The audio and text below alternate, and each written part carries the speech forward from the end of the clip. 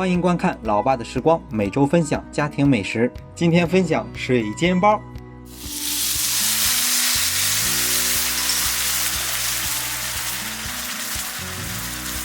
首先来看准备什么材料：500克的中筋面粉，加入5克的酵母粉，搅拌均匀之后，加入250克的水，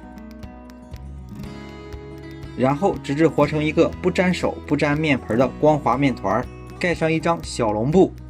放在一旁让面团自然醒发。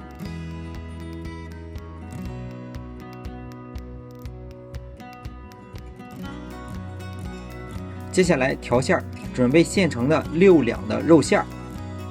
加入2到3勺的生抽，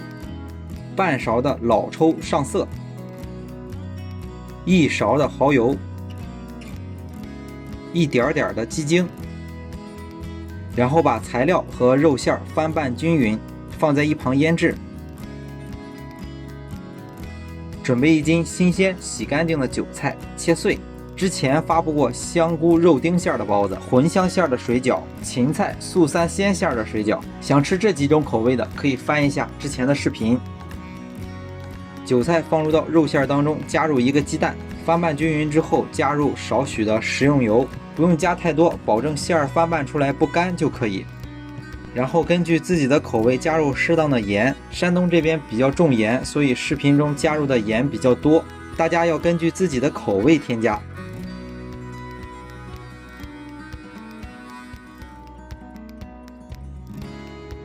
由于现在是夏天，面团不需要醒发太长时间，这里醒发到7、8分满，或者是体积翻倍就可以。面团拿出来揉面排气，揉好之后，根据自己锅的大小切成小剂子，建议剂子可以切得大一些，皮儿擀得厚一些，因为煎包它是在锅里又煎又蒸，煎包的底儿酥酥脆脆的，煎包的皮儿还有一种吃蒸包的软软的口感。包包子的手法建议是包这种饺子的形状、月牙的形状，因为这样放在锅里之后，这样锅没有太多的缝隙，一会儿加入面汤的时候不会有糊味儿。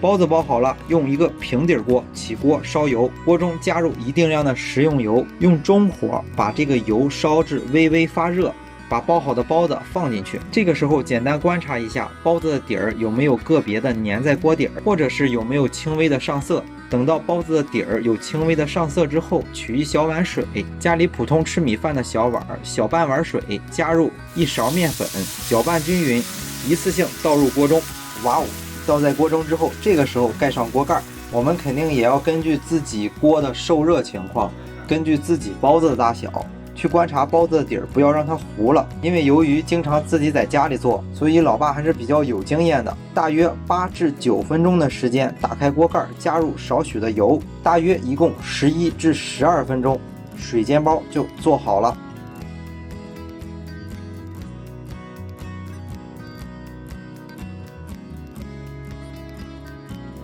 放凉之后找一个平盘扣过来，包子底的颜色特别的金黄，特别的有食欲。明人不说暗话，老爸做的这炉包子就够我一个人吃。好啦，今天的水煎包就分享到这里。如果大家喜欢老爸做的美食，请帮忙关注点个赞，谢谢大家。